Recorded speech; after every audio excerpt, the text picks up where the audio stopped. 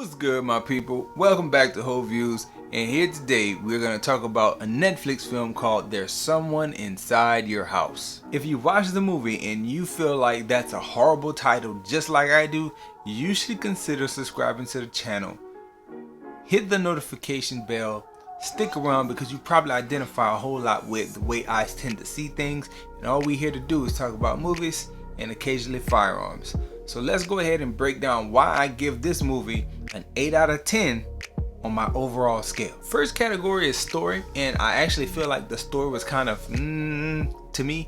It is a slasher. It does feel very much like a 1990s Scream, I Know What You Did Last Summer slasher film. It was good in that regard, but the motivations of the bad guy in this movie were horrible, just incredibly weak. Didn't come across like he had a real reason to be doing anything that he was doing in the movie. So definitely a few marks off for that. There was nothing spectacular going on outside of the motivations of the bad guy and the reason why people were getting taken out throughout the film. So for that reason, it being fun enough, I'm generous. I give it a 7. I can see if anybody else gave it a 6 or maybe less than that, because story elements, they were fine. Second category would have to be the visuals, and I give the visuals a 7, not because we had a lot of bad performances. There was one moment where I watched the scene play out and it seemed kind of silly. I think it was the church scene. Part of that felt silly to me, felt badly conducted. And there were some moments when you're watching the movie with some fire towards the end, and like that CG fire was horrible towards the end.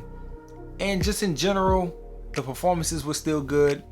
Nothing super special about the way the movie was shot, so nothing super artistic to like give it points, but with some fuzzy CGI as well as some spotty moments from the cast. Just one, maybe two places where things kind of looked funny. Performance wise, I would give it a 7 out of 10 in that category of visuals. Now when it comes to pace, I think this movie kind of shines in that regard, because I give it a 10 out of 10 for the pace, because there was not one moment throughout this nice tight 1 hour 35 minute movie that I felt like it was losing my interest. They wasted no time in getting to the point and the purpose for each and every scene. I was very happy to see that they didn't waste anything. They didn't try to give us useless information. They actually gave us meaningful moments for each and every character as we watched the entirety of the film. Nice pace, kept me guessing, kind of kept me on the edge of my seat. Good high marks for pace. Going right along with that, high marks for pace would also be high marks for entertainment value, because it's presented as a horror. It's the month of October where this thing is released. Netflix has got its own independent films and it's pushing the horror, in the month of October. But this is not much of a horror. It's much more of a murder mystery. And when you watch it with your mystery hat on and you're trying to figure out who does what, you're trying to figure out who's gonna survive, who's gonna go next, it's very entertaining in that regard. The kids that are presented, they are actually young adults and they are caught up in a lot of adult moments, which kind of lends itself to like, hey, I'm kind of interested, because even though they're giving me a kid-centric story, it's not like we're watching Stranger Things and it's like little kids, like 12, 13 years old. Like, these people are on the cusp of adulthood, so they're doing adult things, and it just keeps the interest going just a little bit more, makes the characters to me just a little bit more interesting, that they're not so nice and squeaky clean throughout the movie.